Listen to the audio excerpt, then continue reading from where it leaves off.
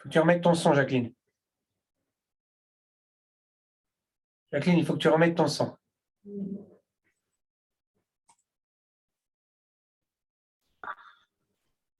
Bonsoir à vous, amis et membres de la loge Robert Gamzon.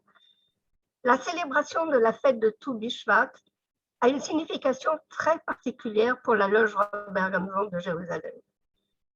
C'est un hommage rendu à notre frère, président Pierre Moshe Cahen, Zichroné Lebracha, responsable dans son temps de la commission culture et qui avait institué ce rituel.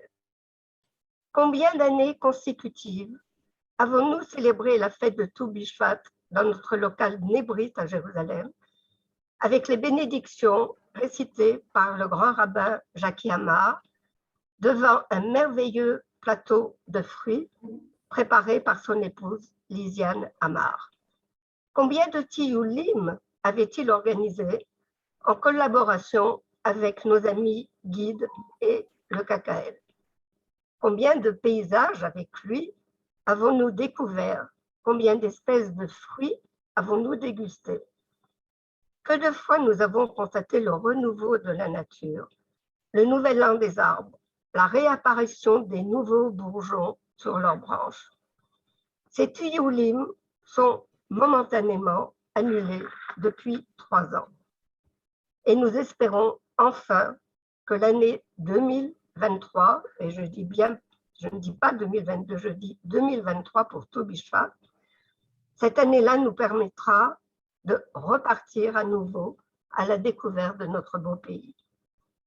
Edith Lévy Neumann, une de nos guides très appréciées, et par ses connaissances.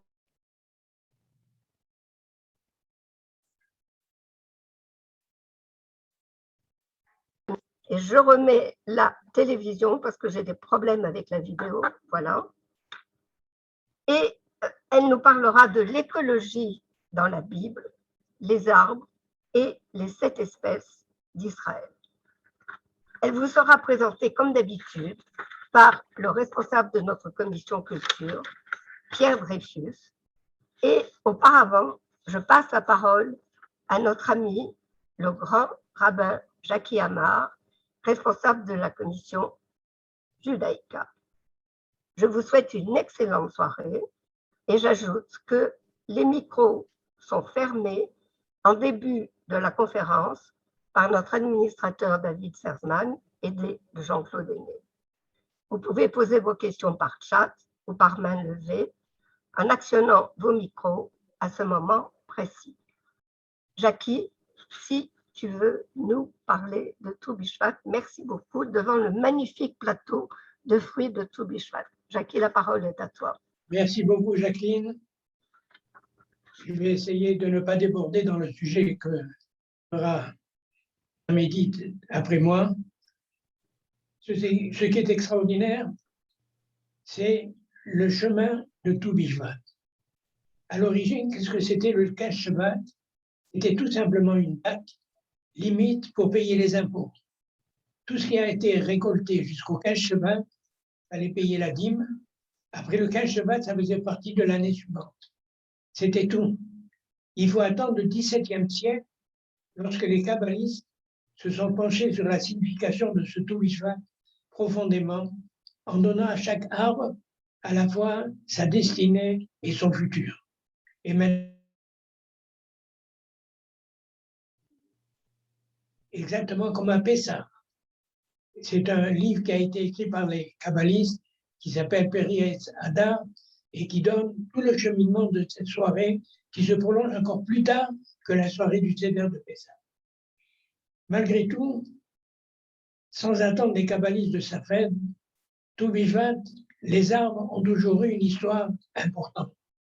Ça a commencé déjà avec la création, avec Adam et Ève. Qu'est-ce que Ève a fait? Elle a pris un fruit de l'arbre de la connaissance du bien et du mal, et elle en a donné à Adam. Déjà, on parle de l'arbre dans le premier chapitre de la Torah. Ensuite, on en parle avec Moshe. Lorsque le peuple hébreu arrive à la frontière pour rentrer en Eretz Israël, il envoie des explorateurs. Parmi les questions auxquelles il devait répondre, une des questions, Ayesh Boetz Imaï. Regardez bien s'il y a des arbres dans ce pays ou bien s'il n'y en a pas. Parce que les arbres, s'il y a des arbres, ça veut dire que la terre est fertile. Lorsque Akadosh Baruch Hu donne le signal de rentrer en Eretz Israël, quelle a été la première mitzvah en rentrant en Eretz Israël? Kitavo et la Haaretz, venitaché kol haetz ma'achad. Dieu dit au peuple hébreu, dès que vous rentrez en Eretz Israël, la première chose que vous allez faire, c'est de planter des arbres fruitiers. C'est extraordinaire. Il n'a pas donné d'autres missions au peuple hébreu en entrant en Israël, simplement de planter des arbres. Après, c'est dans le Talmud. Il y a énormément de textes avec les arbres et l'importance de l'arbre. Regardez cette phrase magnifique du Talmud. Besha'a shekorin etz adar kolo holer misof haolam ad sofu. Si on coupe un arbre fruitier, la plainte de cet arbre s'entend d'un bout du monde jusqu'à l'autre bout. Seulement, l'onishma akol, c'est une voix que l'humain ne peut pas comprendre. C'est-à-dire que lorsqu'on coupe un arbre fruitier, lorsqu'on fait mourir un arbre fruitier, c'est un drame pour toute la terre. Il y a encore un autre texte ordinaire. Le Talmud nous dit, si on te dit, hein, tu es en train de planter un arbre, si on te dit arrête de planter, va recevoir, il y a Moshe Rabbeinu qui arrive, le Talmud dit, n'écoute pas cette personne. Continue à planter l'arbre et c'est seulement après que tu iras accueillir Moshe. Tout ceci pour nous dire combien l'arbre a une place prépondérante dans la Bible et dans le judaïsme. Alors pour terminer, puisqu'on a parlé du beau plateau préparé par Lisiane, on va faire un simili seder de tout Bishvat, simplement les prières principales, et pour gagner du temps, on va se partager le travail. Moi, je fais les bénédictions, vous faites les bénédictions et moi, je mange. De façon à ce que chacun, d'abord par le blé. La prière sur le blé, sur les gâteaux, c'est Mine Mezonot. Baruch atah Adonai Eloheinu melech haolam boré mine mezonot. Et je mange une partie de ce gâteau. Ensuite, les fruits de l'arbre. Parmi les fruits de l'arbre, il y en a plusieurs. Il y a les dattes, il y a les olives. Je vais prendre une olive et faire la prière de l'arbre. Baruch atah Adonai Eloheinu melech haolam boré peri haetz.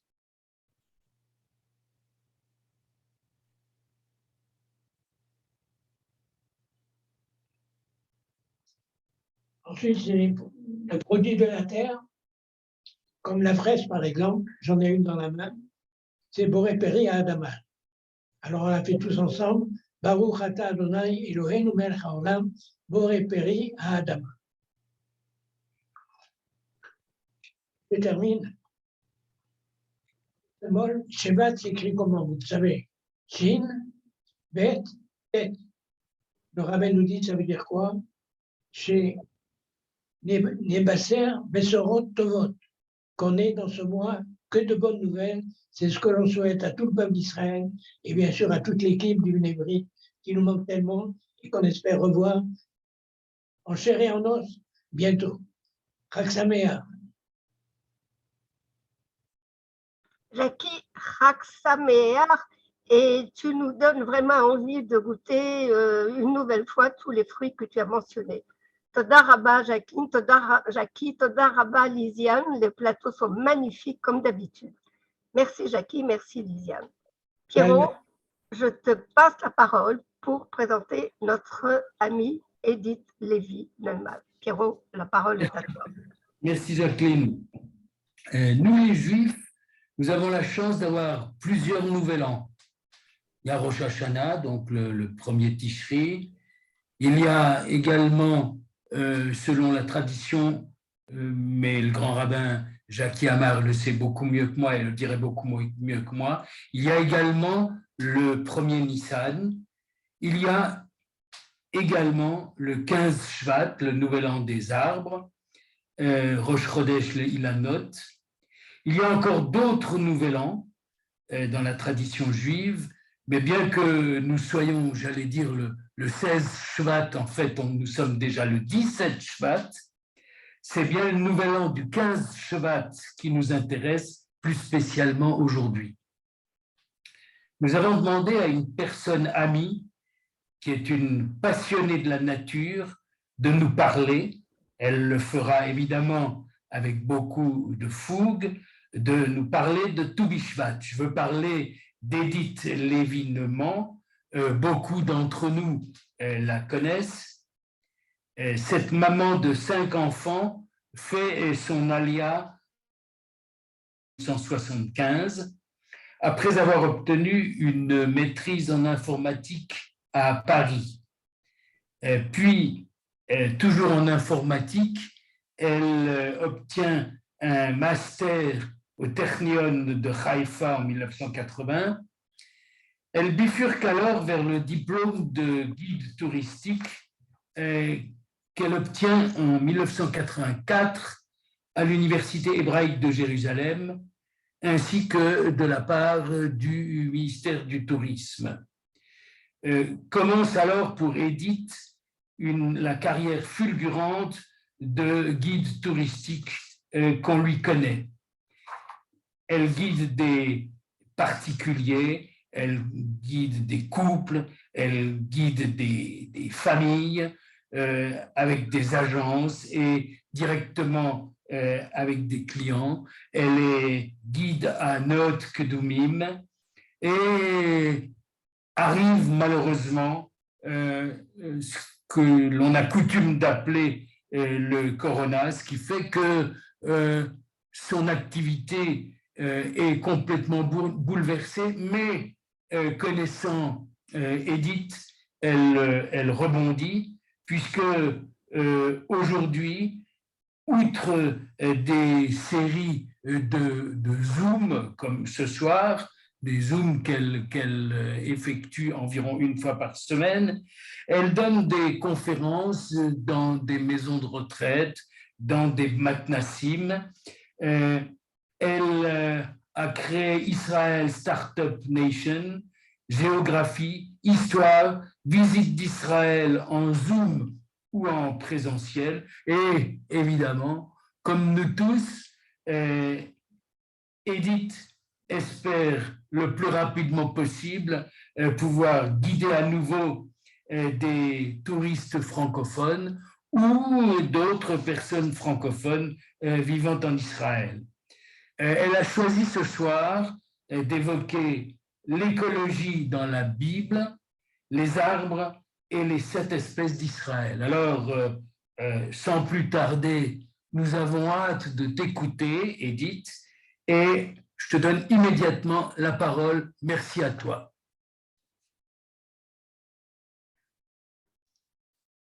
Et bonsoir à tous.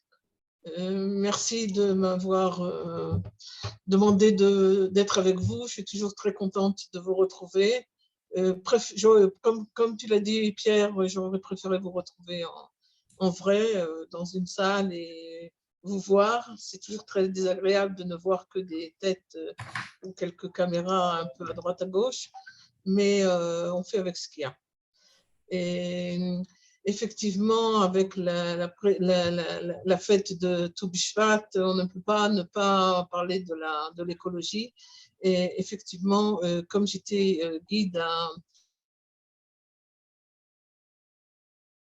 et j'ai appris là-bas beaucoup sur l'écologie de la Bible, c'est ce dont je vais vous parler ce soir. Pour commencer, je voudrais mettre l'écran en share. Une seconde. Alors, il faut d'abord que j'ouvre ça.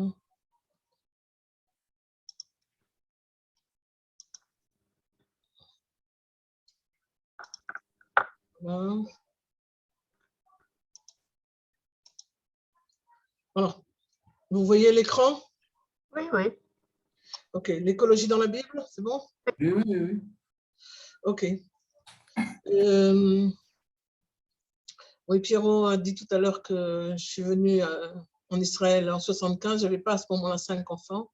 Mes enfants sont tous nés en Israël et mes petits-enfants aussi, dont la dernière aujourd'hui à 4 heures de l'après-midi.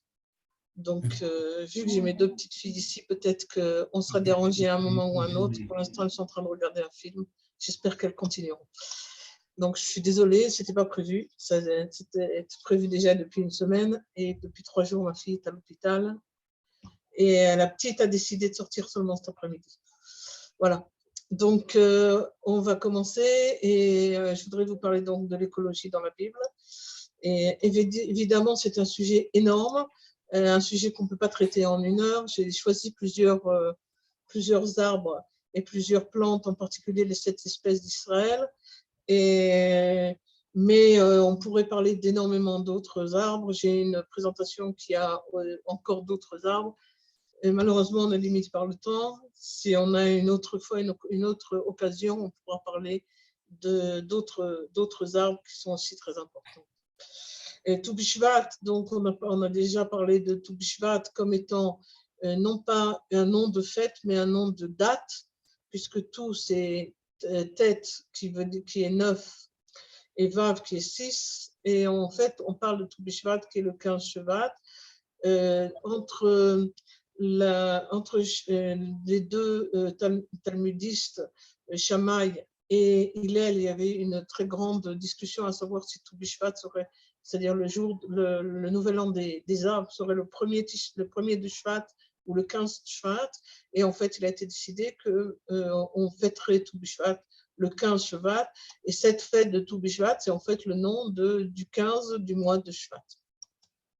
C'est le nouvel an du printemps. Ça paraît bizarre quand on voit le froid qu'il fait en ce moment, mais c'est le moment où la sève des arbres commence à monter.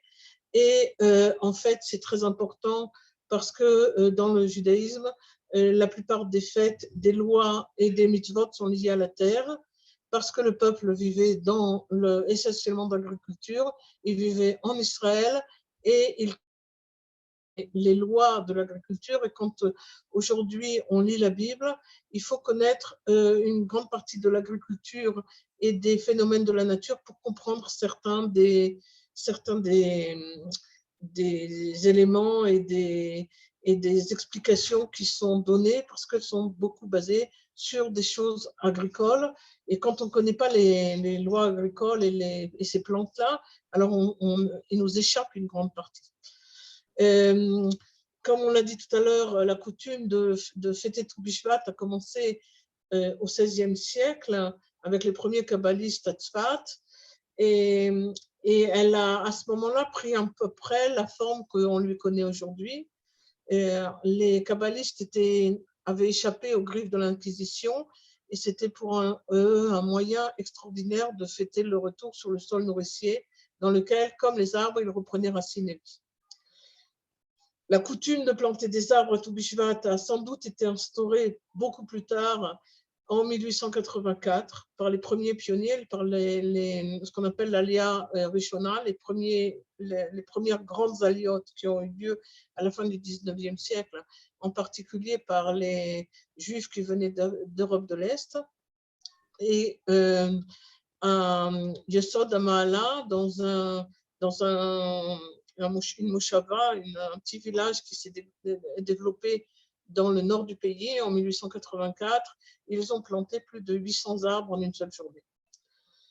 Au lycée de Tel Aviv aussi, lorsque Tel Aviv a commencé en 1909, les élèves ont planté la première avenue de Tel Aviv le jour de Tu B'Shvat.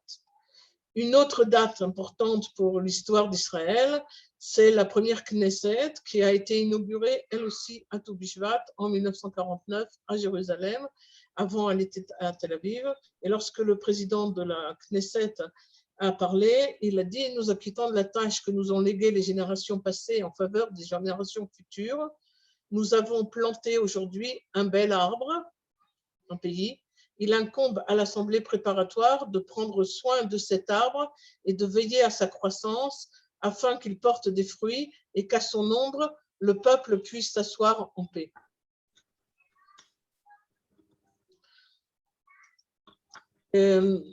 Aussi, beaucoup de références bibliques et talmudiques sont liées à l'agriculture, comme on l'a dit tout à l'heure. Et la tradition qui parle souvent de dire mais à quoi ça sert de planter, parce que le temps que les arbres grandissent, on ne sera plus là. Et lorsque dans la tradition, le Talmud de Babylone répond en disant comme mes parents ont planté pour moi et moi je jouis des arbres que mes parents ont plantés, alors moi je planterai pour mes enfants. Et c'est la raison pour laquelle à Tou Bishvat, on plante des arbres et en général des arbres fruitiers qui pourront donner ensuite des fruits et permettre à nous ou à nos enfants ou à nos petits-enfants d'en profiter. Qu'est-ce qui se passe là? Il y a un problème, excusez-moi.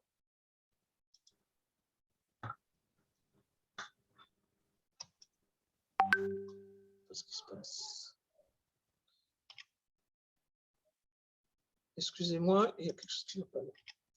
Voilà. Et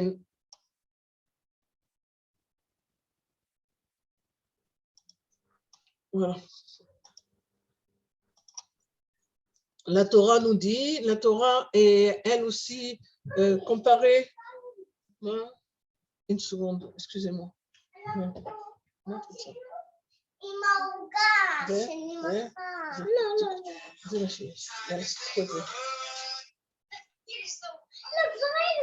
طب لو خشوا تودوا طب از تتسيروا از تمسكوا المسير وتتكلموا أنا لا أدخل ما طلع عشان لا أخرج لا خدمة أنا أصل خدمة. Et la Torah, elle, est comparée, excusez-moi, c'était pas prévu. La Torah est comparée à un arbre de sagesse et un arbre de vie, comme la sagesse, qui est un arbre de vie pour ceux qui s'en rendent maîtres. S'y attacher, c'est s'assurer la félicité. C'est ce qu'on dit lorsqu'on sort la Torah et tous les Shabbats. Et là aussi, on compare la Torah à l'arbre et à la sagesse et à l'arbre de vie. Et l'arbre non, sont des cadeaux du ciel parce qu'ils fournissent et l'oxygène, la nourriture, le bois de construction, le mobilier, le papier, le combustible pour le chauffage et bien sûr l'ombre en été sous lequel il est très agréable de se reposer et ce qui permet d'apprécier les beaux paysages avec des arbres. Et bien sûr, ça, c'est difficile à en parler en plein hiver avec le temps qu'il fait en ce moment, mais dans quelques mois, vous savez que les arbres seront les bienvenus et leur ombre encore mieux. Pourquoi on plante des arbres à Tou Bishvat? Il y a beaucoup de raisons. La première raison, c'est pour fixer la terre, pour éviter qu'elle ne ravine, entraînée par l'eau, le vent, le dégel et tout autre phénomène naturel ou non. Et elle permet aussi de créer de l'humus, l'humus qui est la chute des feuilles et les amoncellements végétaux mêlés à la terre et qui permettent d'engendrer une couche fertile et qui permettent de rendre la terre plus agréable et plus rentable. Les arbres permettent aussi le ralentissement de l'évaporation puisqu'ils permettent que l'eau qui tombe ne s'évapore pas aussi vite, ils retiennent l'humidité au sol et ils permettent une protection thermique de la terre. C'est aussi une pénétration de l'eau en sous-sol et permet que l'eau de pluie, elle s'écoule tout doucement et qu'elle s'enfonce dans le sol, qu'elle soit utilisée par les racines et puisse aller gonfler les sources. Le fait de planter des arbres change le climat et permet aussi d'avoir plus de pluie grâce au fait qu'il y a des arbres qui retiennent les nuages et qui permettent une pluie plus importante.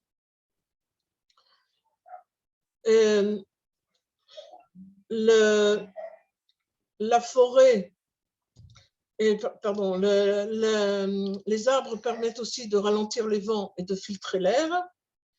d'acidifier les sols et de permettre un habitat pour les oiseaux. Les oiseaux, vous savez qu'Israël est un pays d'oiseaux migrateurs et que les oiseaux qui passent maintenant, grâce aux arbres, s'arrêtent sous les arbres. Et justement, il y a des phénomènes qui sont très intéressants. On en reparlera tout à l'heure parce que les oiseaux qui s'arrêtent amènent avec eux des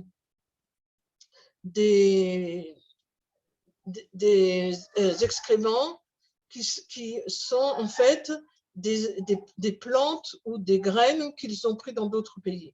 Et en particulier, on parlera tout à l'heure d'une plante qui est très intéressante et qui s'appelle le cyclamen persan, rakefet en hébreu, et qui en fait est cyclamen persan parce que ça vient de Perse, ça vient des animaux, justement des oiseaux qui se sont arrêtés, qui ont pris ces graines et qui ont amené les graines dans cette région. Ces oiseaux, donc, à peine des végétaux qui étaient disparus, le cyclamen persan, le rakefet, on en parle dans la Bible, mais il avait complètement disparu d'Israël. Il est revenu grâce à ces migrations d'oiseaux. Les oiseaux amènent une repopulation des animaux qui mangent les insectes et les oiseaux qui sont arrivés par ici. Les petits animaux sont mangés par les grands animaux.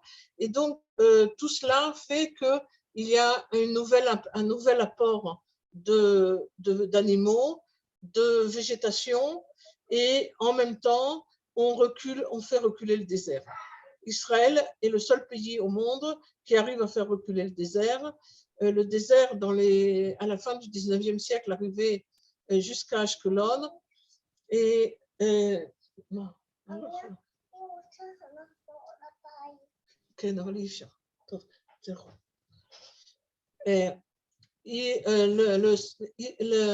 Israël est le seul pays qui a réussi à faire reculer le désert. Et aussi, Israël est le pays qui est passé au XXIe siècle avec beaucoup plus d'arbres qu'au XXe siècle. Et on a planté depuis la fin du XIXe siècle et le début des migrations, plus de 240 millions d'arbres, dont on va reparler encore. Et ce qu'on peut dire, c'est qu'en fait, le sionisme des hommes entraîne le sionisme des plantes et des animaux, et du coup, s'auto-régénère en attirant les hommes. C'est quelque chose d'assez extraordinaire de voir que le sionisme des hommes a amené des plantes différentes, des plantes qui ont fait leur alia, et surtout des animaux aussi qui ont fait leur alia. Dans les oiseaux migrateurs qui ne faisaient que passer il y a quelques années, aujourd'hui, il y en a beaucoup qui restent et qui s'installent en Israël, qui ont fait leur alia. Évidemment, on ne peut pas parler des arbres sans parler du cacaël, dont on a évoqué tout à l'heure le nom. Le cacaël, qui est le Fonds national pour Israël, est intéressant, et ce que j'ai appris dernièrement, c'est que ces boîtes du cacaël ont été construites, fabriquées à Baka, à Jérusalem, par un monsieur Holtzman qui s'est installé à Baka au début du XXe siècle et qui a fait toutes ces boîtes du cacaël qui en fait qui ont été développées pour les premières fois à Rishon LeZion, lorsque les premiers immigrants de la première alia dont on parlait tout à l'heure se sont installés à Rishon LeZion. Vous savez qu'à l'époque, c'était les Turcs qui dominaient la région et il était pratiquement impossible d'acheter des terres. Alors, les nouveaux immigrants qui avaient très peu de moyens ont pris ces boîtes et à chaque fois qu'ils avaient un petit sou, ils le mettaient de côté pour arriver à avoir suffisamment d'argent pour soudoyer les Turcs et pouvoir acheter les terres. Souvent, on parle du cacaël comme étant celui qui a reboisé le pays d'Israël, mais il n'a pas fait que ça. Si on prend le drapeau du cacaël, il a 3 couleurs, le marron qui était les terres, le vert, les bois, et le bleu, l'eau. Donc, aujourd'hui, pour l'épuration des eaux, au début de l'État, le cacaël a fait énormément pour l'achat des terres, Et entre-temps, pour le reboisement, donc, on a ici ces 3 couleurs. C'est l'eau, c'est l'arbre et c'est la terre. C'est la vie en Israël, ces trois événements, trois éléments. Voilà aussi les forêts du KKL. Un des poèmes qui a été écrit sur les arbres avec les racines. Soyez comme un arbre, restez ancré, connectez-vous avec vos racines. Et ça, c'est aussi quelque chose de très important dans le judaïsme. Tournez une nouvelle page, pliez avant de casser, profitez de votre unique beauté naturelle, continuez de grandir. Donc maintenant, je voudrais parler de Neot Gdumim. Neot Gdumim, qui est en fait un parc.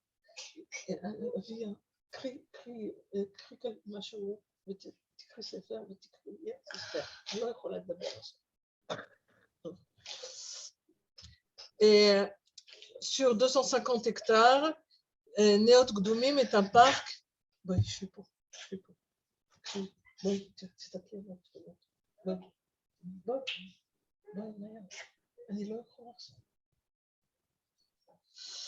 Sur 250 hectares, c'est un professeur deux professeurs de l'université, Ephraim et Hana Areuveni, qui sont arrivés en Israël dans les années 1920, qui étaient tous les deux biologistes, et qui ont décidé de faire des recherches sur l'écologie dans la Bible, de façon théorique à l'université de Jérusalem. Leur fils, Noga Reuveni, dans les années 70, après la guerre des 6 jours, décide de prendre un parc qui se trouve près de Modi'in, de créer le site de Neot Gdumim et développe un immense parc dont je vous conseille vraiment d'aller visiter. J'espère que quand la situation sera meilleure, on pourra faire une promenade là-bas, parce que c'est vraiment super intéressant pour comprendre la littérature biblique et talmudique et comprendre les raisons de l'écologie dans la Bible. Par exemple, un truc qui m'a toujours épaté, c'est qu'à Neot Gdumim, c'est, je crois, le seul endroit où on a planté des ronces. Et pour faire comprendre le passage de Shir HaShirim, du Cantique des Cantiques, où on dit que moi, ma bien-aimée est comme une rose dans un champ de ronces. Donc là-bas, ils ont planté des ronces pour pouvoir montrer une rose à l'intérieur des ronces. Et on comprend par là-bas, dans ce parc, que nos ancêtres étaient très pleins d'amour pour la nature et que nous pouvons les redécouvrir ici dans le pays d'Israël. Et du fait que les fêtes juives sont basées sur l'agriculture, vous savez que le calendrier juif est basé sur la lune et le soleil, avec le mois de Véadar qu'on va rajouter justement cette année pour permettre que les fêtes juives tombent au moment des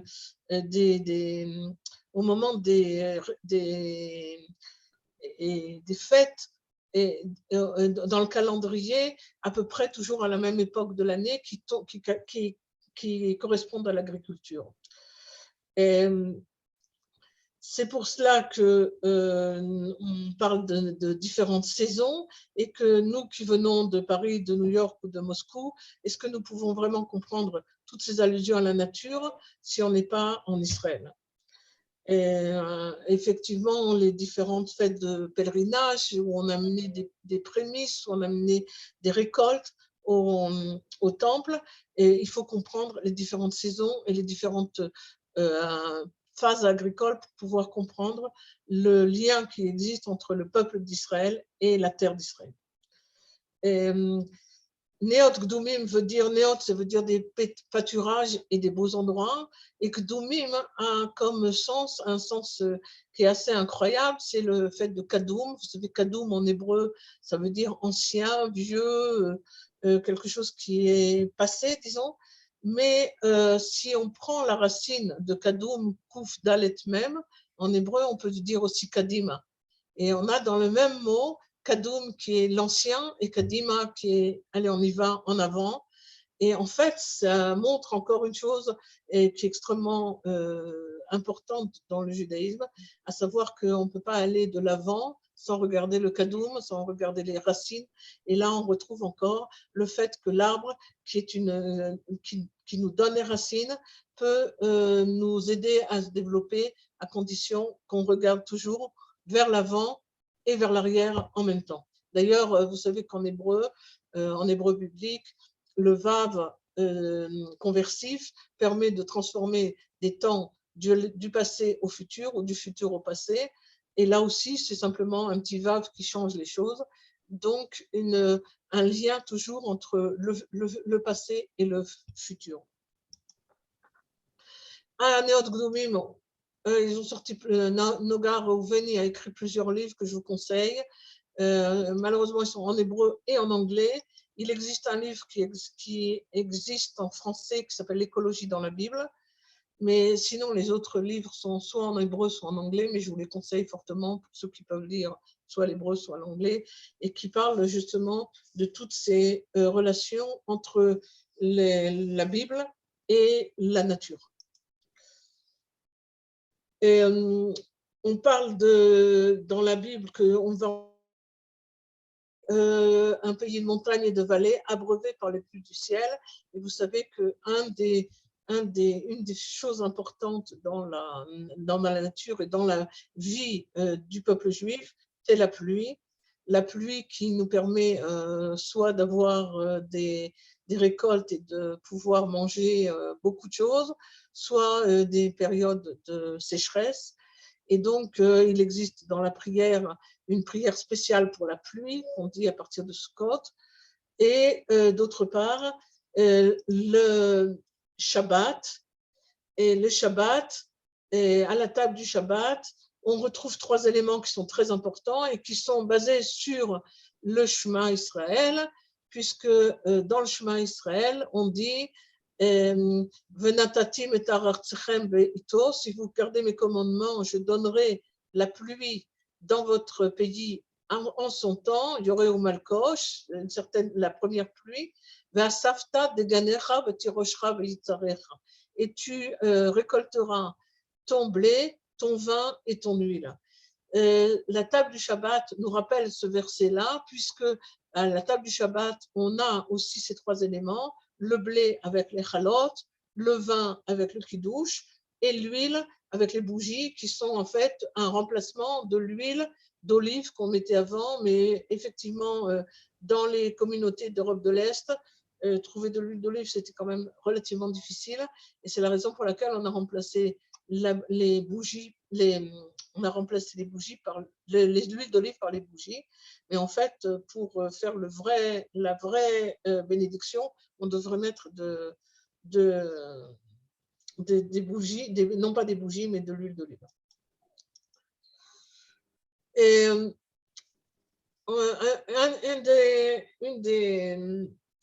un des éléments aussi qui montre, on en a parlé tout à l'heure, le Rav Amar en a parlé tout à l'heure, de l'importance de la verdure dans la Bible, c'est dans le Talmud, où on parle d'un sage, un Talmid Chacham, qui ne peut pas habiter dans une ville s'il n'y a pas de verdure dans cette ville. Et de la même façon, si tu es en train de planter et qu'on te dit voilà le Messie, termine d'abord la plantation et après occupe-toi du Messie. Donc là, c'est vraiment montrer à quel point la plantation et les arbres ont une importance dans la vie du pays. Et je voudrais maintenant parler de Amos aussi. Amos qui était un des éleveurs de troupeaux à Tekoa, et Tekoa qui se trouve au sud de Jérusalem et dans la Judée, à côté du Hérodion, pour ceux qui connaissent. J'ai un petit faible pour Tekoa parce que j'y ai habité, moi, 35 ans. Et vous avez ici maintenant une partie du village de Tekoa. Et Amos, dans le premier chapitre, premier verset, et on dit qu'il habitait à Tekoa, qu'il était éleveur de troupeaux de Tekoa. et il a prophétisé, voici des jours vont venir où le laboureur se rencontrera avec le moissonneur, c'est-à-dire qu'il y aura tellement de récoltes qu'on n'aura pas le temps de finir de labourer que déjà on moissonnera. Et celui qui foule le raisin avec celui qui répand les semences, les montagnes ruisselleront de mots et toutes les collines deviendront liquides. Et là encore, je ramènerai les captifs de mon peuple Israël, ils restaureront leur ville et s'y établiront, ils planteront des vignes, en boiront le vin, cultiveront des jardins et en mangeront le fruit. Donc vous voyez les trois choses importantes à faire quand on arrive en Eretz Israël, c'est d'abord de construire des villes, mais planter des vignes et avoir du vin et cultiver des jardins pour manger des fruits. Donc là aussi, on voit dans Amos les prophéties et la réalisation qui s'est ensuite développée puisque mon mari faisait du vin ici à Tekoa. Voilà la cave. Et maintenant, je voudrais passer à Tou Bishvat. Et Tou Bishvat, le symbole de Tou Bishvat, c'est l'amandier. L'amandier. השקדיה פורחת ושמש בזורחת, ציפורים מראש כל גן מבשרות את בוא החג. ט"ו בשבט הגיע חג האילנות, ט"ו בשבט הגיע חג האילנות. L'amandier qui est connu pour être un arbre qui fleurit très rapidement. Et quand on parle de Jérémie, Jérémie dit, je vois une branche d'amandier, l'Éternel me dit, tu as bien vu, car je me hâte d'exécuter ma parole. Je me hâte, c'est le symbole de l'amandier qui fleurit le premier et qui est le plus prompt, le plus rapide, le meilleur à persévérer, et c'est la raison pour laquelle on investit dans l'amandier et on trouve des amandes dans la conception artistique de la menorah qui était dans le temple et qui montre l'empressement et la rapidité avec lequel l'amandier peut donner ses fruits. Vous avez ici plusieurs photos d'amandier et des fleurs d'amandier. Et on arrive ici aux 7 espèces d'Israël, les 7 espèces d'Israël qu'on a déjà évoquées. Et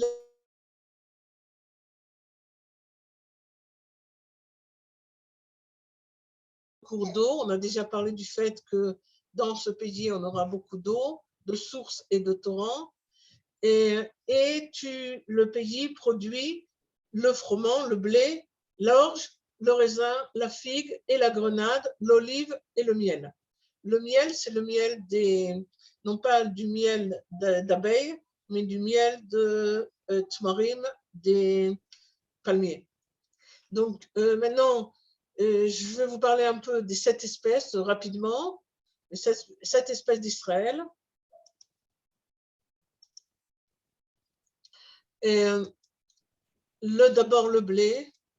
L'humanité s'est fixée dans 3 endroits au monde où les céréales vivaient à l'état sauvage en quantité suffisante. Le riz dans le sud-est asiatique, le maïs dans l'Amérique centrale et le blé en Israël. Le blé à l'état sauvage a été découvert par Aaron Aronson à la fin du 19e siècle, qui était un jeune qui habitait à Zichron Yaakov et qui a fait des recherches et qui, en se promenant dans des champs, a découvert que le blé à l'état sauvage poussait en Israël. Et c'est ce blé dont on parle. Et dans les versets ici, on parle c'est en pleurant que s'en va celui qui porte les grains pour les lancer à la volée, mais il revient avec des transports de joie, pliant sous le poids des gerbes.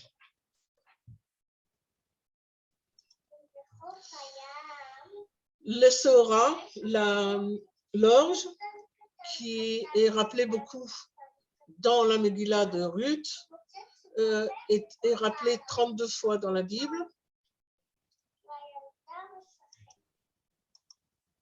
Et on arrive au raisin.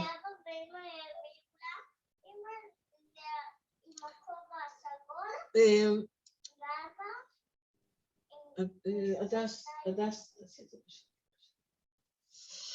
Et le raisin, et quand Moïse demande aux explorateurs d'aller voir comment se passe l'Eretz Israël, d'aller voir quels sont les fruits qui grandissent en Eretz Israël, les explorateurs vont revenir avec une grande grappe de raisin. Et c'est celle-là on dit qu'ils vont être obligés de la porter avec un manche comme ça pour pouvoir mettre la grappe de raisin entre les deux. Et cette photo qui se trouve d'ailleurs à Dimona, à l'entrée de Dimona, a inspiré le ministère du Tourisme israélien, puisque le ministère du Tourisme israélien a cet emblème toujours des explorateurs qui ont vérifié et qui sont venus voir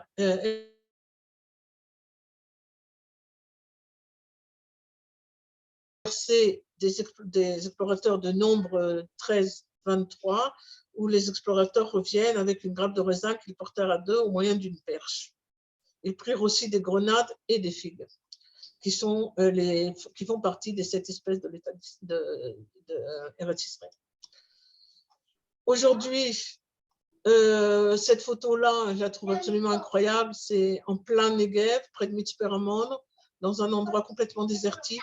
Vous pouvez voir les champs de raisins, de vignes qui se développent.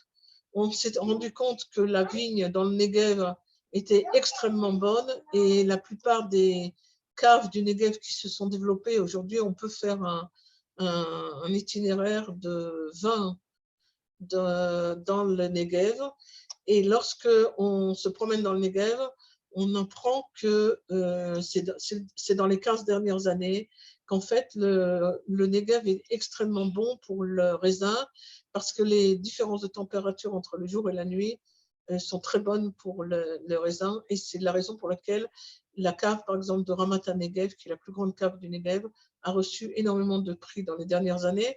Et que même le Golan, qui était jusqu'à maintenant considéré comme une des grandes caves d'Israël, et on disait que le Golan était un des vins les meilleurs, et les caves du Golan maintenant viennent et achètent du raisin dans le Negev.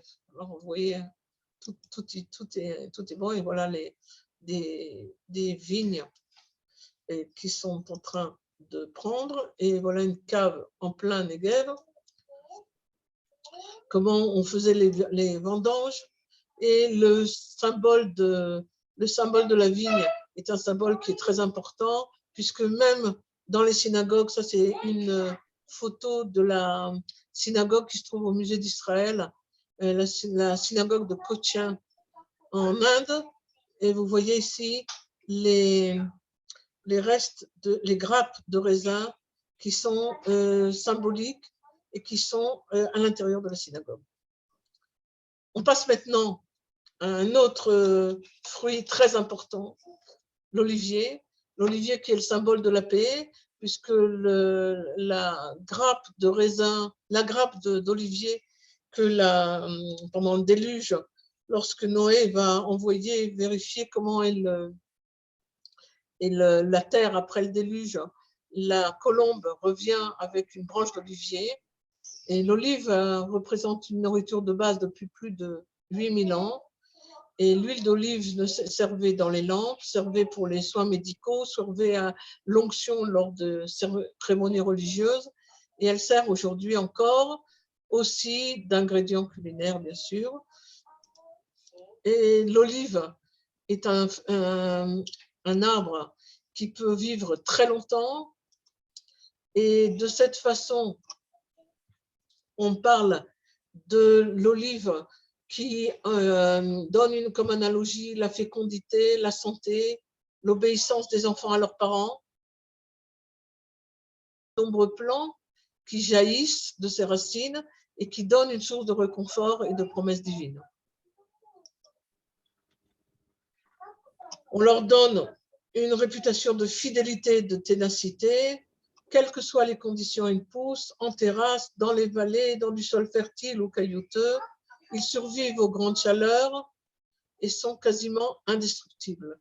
Et même quand on a l'impression qu'ils vont se détruire, alors on retrouve des pousses d'olivier qui surgissent de racines qui sont vieilles de plus de 2000 ans. Et le monde des oliviers, bien sûr, est un exemple du nombre d'oliviers qu'il pouvait y avoir à l'époque du Temple. Et voilà comment on faisait de l'huile d'olive, on prenait les olives qu'on mettait dans cette grande cave, et l'âne tournait autour de cette espèce de grande casserole, je ne sais pas comment appeler ça. En hébreu, ça s'appelle mamal, et écrase les olives. Ensuite, on les mettait dans des paniers et on faisait écraser ces olives. Vous avez ici une reconstitution Anéot Kdumim de la façon dont les paniers écrasaient les sacs d'olives. Alors, l'olivier, bien sûr, a donné comme symbole, a été utilisé dans la menorah, le chandelier.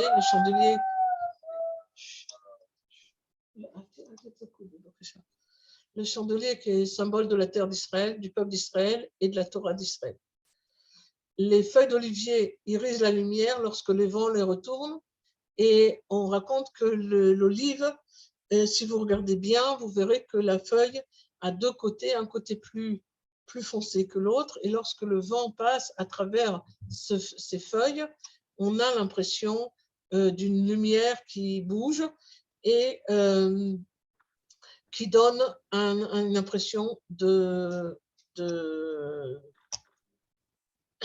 lumière. Et dans le temple, bien sûr, on utilisait l'huile d'olive pour permettre d'alimenter les lampes en permanence. Et Aaron et ses fils déposaient tous les soirs de l'huile d'olive pour pouvoir faire brûler le temple, la menorah dans le temple. Ce qui est intéressant de savoir, c'est qu'on a retrouvé, et à Anéot Kdumim aussi on peut la voir, une plante qui s'appelle Moria, comme le nom Moria est de Har Moria, de l'emplacement où se trouve le temple. Et cette Moria, c'est une plante qui ressemble étrangement au chandelier. Vous voyez qu'elle a 7 branches aussi, avec des espèces de boutons, de fleurs. Et cette plante a certainement été cette plante qui a inspiré la menorah. C'est une sorte de sauge qui a un parfum très puissant et qui est lumineuse et qui pousse en Judée, qui s'appelle donc Moria. Et elle symbolise le peuple hébreu sorti de cette terre d'Israël. Et la menorah, c'est aussi la menorah qui est emportée par Titus lorsqu'il il capture le temple et il ramène à Rome cette menorah. C'est la sculpture qui se trouve sur l'arc de Titus à Rome. Et c'est aussi la menorah qui se trouve en face de la Knesset. Et au cours des millénaires, la lumière de la menorah ne s'est jamais affaiblie. Et la menorah a toujours été allumée qui témoigne la confiance du peuple d'Israël à retourner sur cette terre. La menorah, c'est le rayonnement d'or et de lumière qui figure la continuité, l'éternité et l'unité du peuple le plus ancien du monde. Et quand on parle de Zacharie, dans le livre de Zacharie, chapitre 4, et on parle du chandelier où il est dit « Je vois un chandelier tout en or, son récipient sur son sommet, c'est 7 lampes alignées et 7 conduits pour les lampes qui en couronnent le sommet. Puis 2 oliviers à ses côtés, l'un à droite du récipient, l'autre à gauche. Et c'est cela qui a donné le symbole de l'État d'Israël, cette menorah avec les 2 branches d'olivier, d'après donc les versets de Zacharie. Et, je voudrais vous montrer encore la sculpture de mon mari, Dov Lévinement, qui avait fait justement une sculpture en bronze de ce chandelier. Le chandelier qui est à gauche, le chandelier, disons, classique, et à droite, la plante de la Moria dont on a vu tout à l'heure, avec en bas les racines de l'arbre pour montrer le symbole et l'unité entre le peuple d'Israël, la terre d'Israël et la Torah d'Israël. Voilà la menorah qui a été exposée à Mamilla, et, qui est exposée à Mamilla deux années de suite. Et là voilà. Et on arrive à un autre arbre aussi très important, le palmier qui est le symbole de la victoire, qui peut atteindre 30 mètres d'altitude. Et il faut dire aussi qu'en Israël, on a réussi à faire des palmiers qui sont plus petits et qui permettent qu'on on puisse. Et le palmier, c'est le symbole de la victoire, c'est le symbole de l'homme droit. Et on dit que le juste fleurit comme le palmier, comme le cèdre du Liban, il était lancé. Et ça, c'est un verset des psaumes. Et vous avez ici des plantations de palmiers dans la vallée du Jourdain qui donne des palmiers et des fruits, et des dattes qui sont exportés dans le monde entier, et en particulier le marjoul. Marjoul qui est un nom un peu spécial, puisque en fait, lorsque en 1954, on a amené, Ben Gourion a décidé qu'il voulait amener des palmiers de Irak, et il a envoyé le Mossad pour s'occuper de prendre des racines de palmiers, et ils ont amené toutes sortes de palmiers, des plants de toutes sortes de palmiers. Il y avait plusieurs sortes de palmiers. Et quand les plants sont arrivés, après des excursions un peu compliquées, sont arrivés à Haïfa, on avait mélangé les différents plants, on ne savait plus comment ça s'appelait. Et il y a on a appelé un agronome pour qu'il donne les noms des différentes sortes de palmiers. Et il a donné les noms de plusieurs sortes. Et quand il est arrivé au marjoul, il a dit, on lui a demandé alors comment ça s'appelle, il a dit j'en sais rien, et j'en sais rien en arabe, c'est marjoul. Et du coup, on appelle le marjoul, le nom, ça veut dire je n'en sais rien, et c'est le nom qui a été développé, et aujourd'hui on utilise le marjoul qui est considéré comme une des dates les meilleures, et qui veut dire en fait, son nom veut dire en fait je ne sais pas. Et une des choses qui est intéressante aussi avec le palmier, c'est les pièces de monnaie. Et lorsque les Romains ont capturé la Judée, alors ils ont flanqué ces pièces de monnaie. Vous voyez ici le Romain qui est droit sous le palmier, et ici la Judée qui pleure, qui est condamnée, qui est très, très, très petite et complètement dominée par les Romains. Et pour les 10 ans de l'État d'Israël, on a repris le même symbole, mais vous voyez que la Judée, elle n'est plus par terre en train de pleurer, assise par terre, mais elle est debout avec une pioche pour pouvoir creuser et reconstruire ce pays qui avait été abandonné pendant 2000 ans. Aujourd'hui, sur les pièces de monnaie de 10 shekels, vous pouvez voir là aussi le palmier. Et je voudrais vous parler de Ketura, qui est un kibbutz au sud d'Israël, près de Eilat, et à 40 minutes d'Eilat.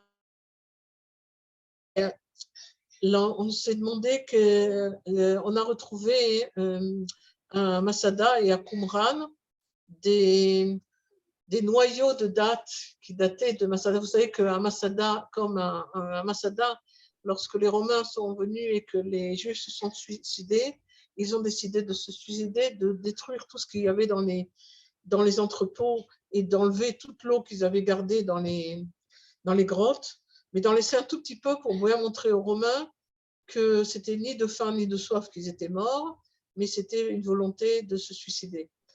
Et on a retrouvé dans les entrepôts de Masada des noyaux de dattes, aussi à Qumran d'ailleurs, et les archéologues ont pris les dattes, les ont amenées à l'université de Tel Aviv pour les étudier, jusqu'au moment où une archéologue biologiste de Ktura, de Kibbutz Ktura, a dit c'est quand même dommage que ce soit dans les caves de l'université de Tel Aviv, autant les planter et voir ce que ça va donner.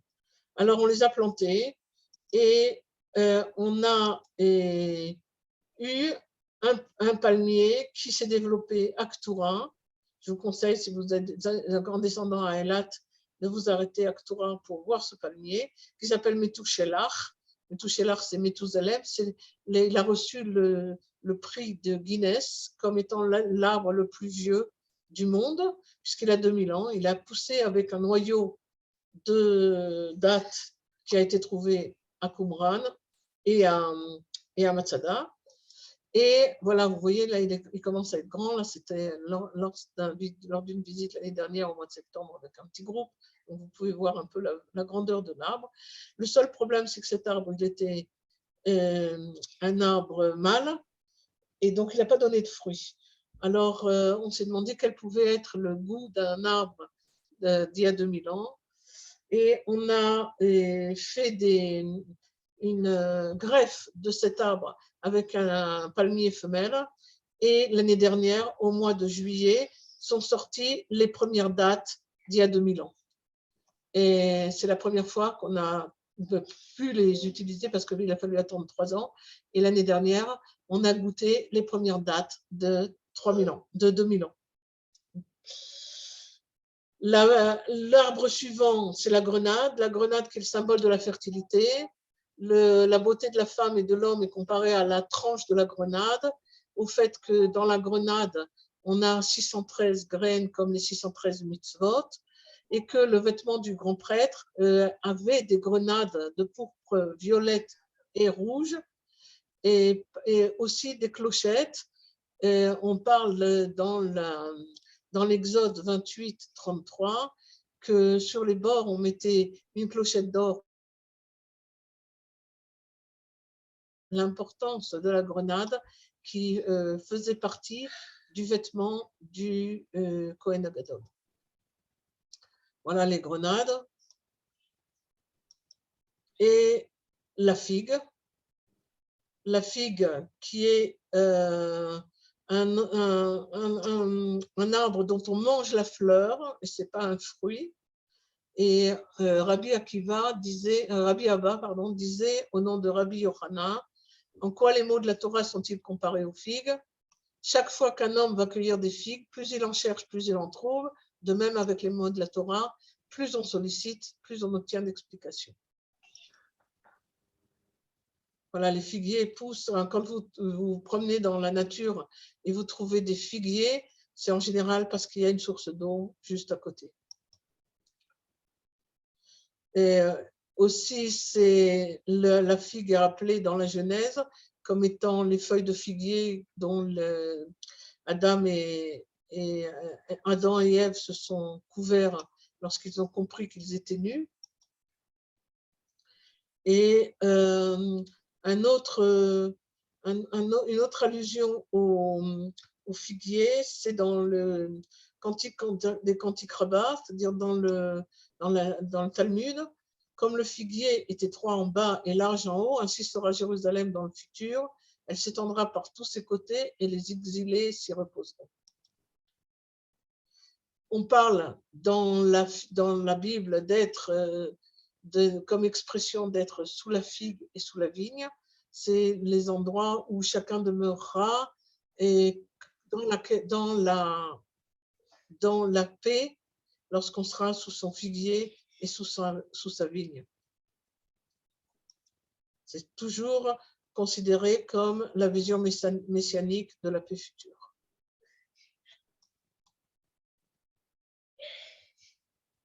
Vous voyez ici toutes sortes d'allusions au fait que on est sous l'arbre de la figue et de la vigne et que cela entraîne la vision messianique.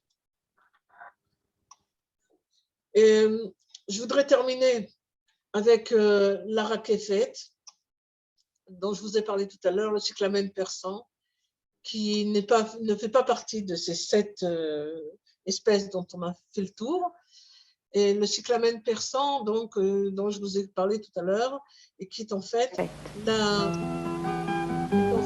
le symbole de מתחת לסלע צומחת לפלא, רכבת נחמדת מאוד, ושמש מזהרת נושקת עותרת לכתר ורוד. לה לה לה לה לה לה לה לה לה לה רקפת, רקפת, ציפור מטפטפת, הציצי אך רגע אליי. רקפת נהדרת בסלע נסתרת, נסתרת מנפש כל חי. Le symbole du fait que le Seigneur nous a des hommes et le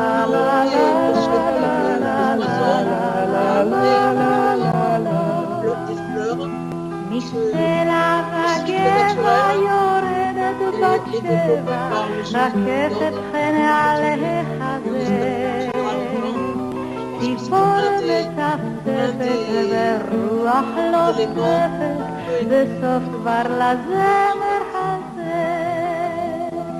לה לה לה לה לה לה לה לה לה לה לה לה לה לה.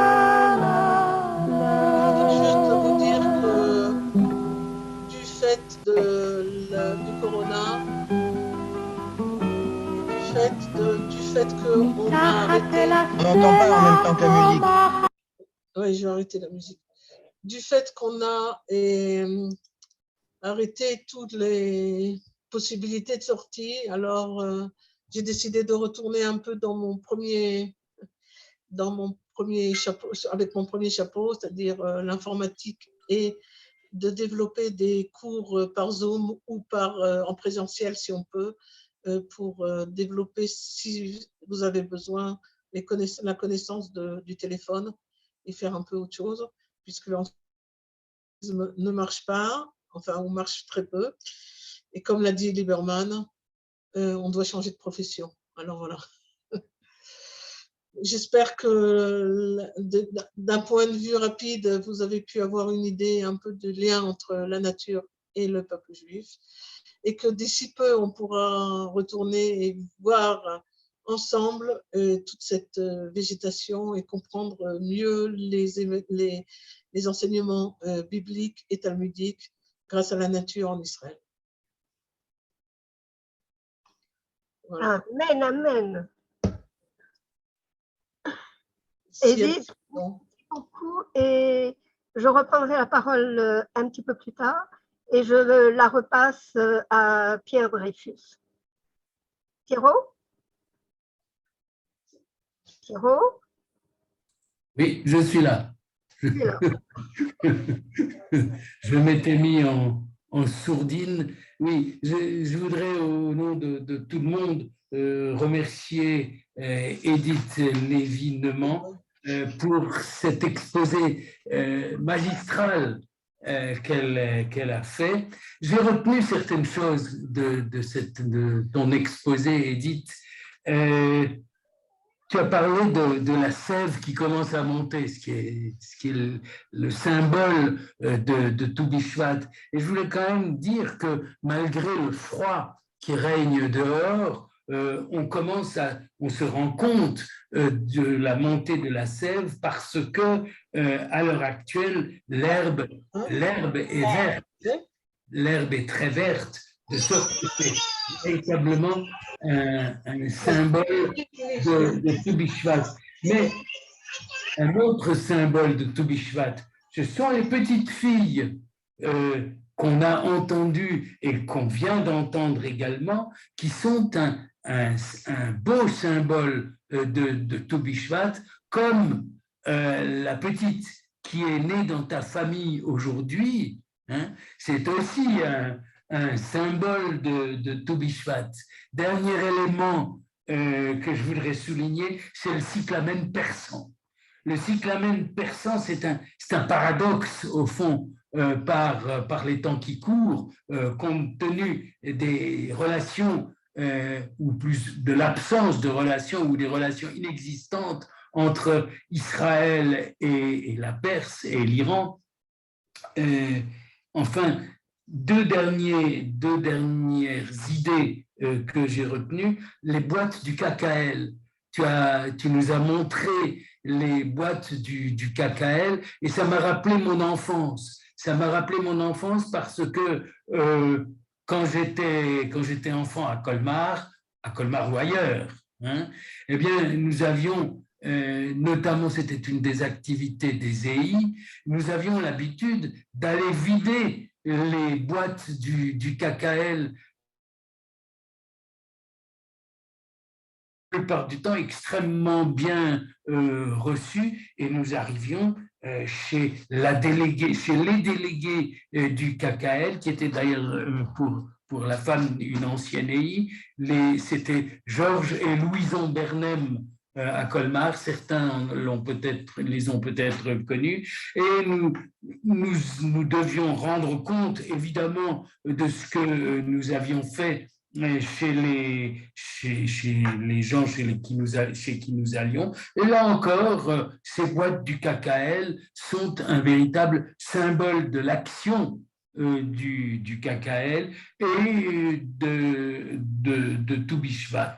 Alors voilà, merci Edith de nous avoir rendu attentifs sur tout cela. Tu l'as bien dit, ça a été extrêmement intéressant. Et avant de redonner la parole à Jacqueline, je voudrais vraiment te remercier parce que nous avons, grâce à toi, vécu véritablement Tou Bishvat. Alors, une nouvelle fois, merci à toi.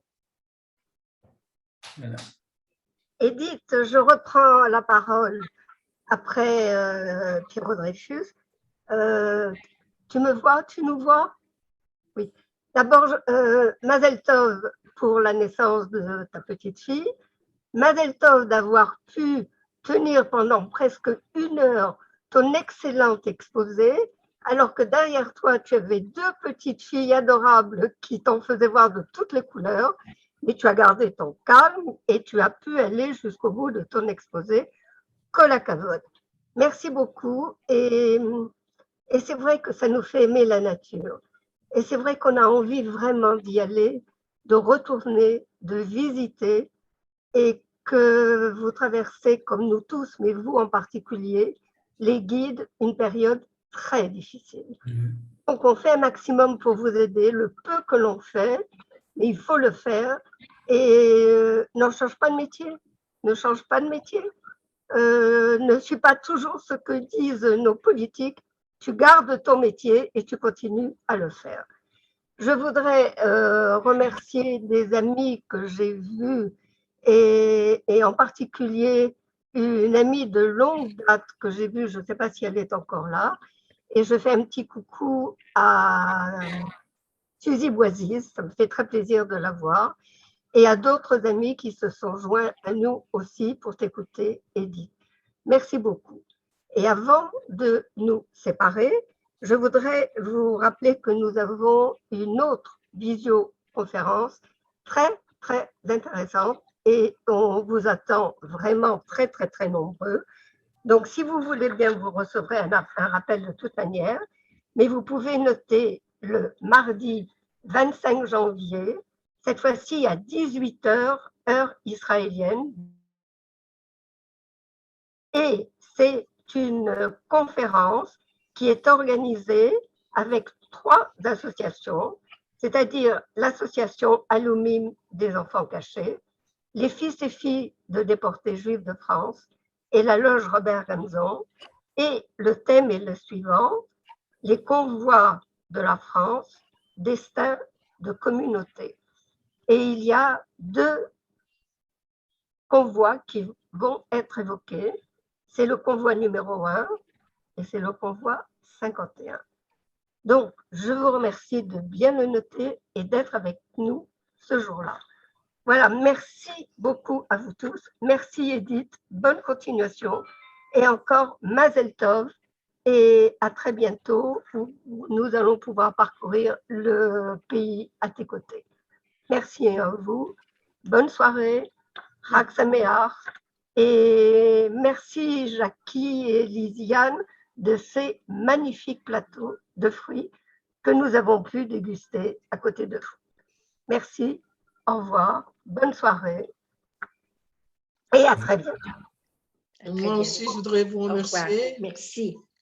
Je voudrais vous remercier et j'espère que vous avez vu à quel point il y a des liens entre la nature et le pays et qu'on pourra bientôt aller à Neot Gdumim voir tout ça. Et désolée pour les quelques interruptions avec les enfants, mais ce n'était pas prévisible. Et donc, merci beaucoup d'avoir été avec moi. J'espère que vous avez apprécié. Merci Edith. Merci. Merci, formidable. Merci. Pierrot, tu voulais dire quelque chose? Oui, je voulais ajouter que lors de la visioconférence du 25 janvier prochain, oui, d'aujourd'hui en 8, notre ami David Sherman fera dans le cadre d'une évocation filmée, il évoquera l'épopée de sa grand-mère rescapée d'Auschwitz. Et il fallait le dire. Ouais. Et puisqu'on parle des convois, c'est le convoi numéro 55. Voilà. Ah, c'est vrai. Voilà. Donc, nous évoquons le convoi numéro 1, le convoi 51 et le convoi On voit 55. 55. Merci d'être avec nous pour cette soirée et merci d'avoir été avec nous pour cette soirée de Tou Bishvat. Merci Edith, Beatzlacha, Briout, bonne continuation et que tout se passe bien pour ta fille et ta petite fille et tes petits-enfants. Et aussi Amen. les petites filles qui sont derrière toi et qui là, étrangement, se tiennent très calmes. Elles sentent Non, que c'est fini. merci à tous et bonne soirée et à très bientôt. Au revoir. À très bientôt. Au revoir. Au revoir.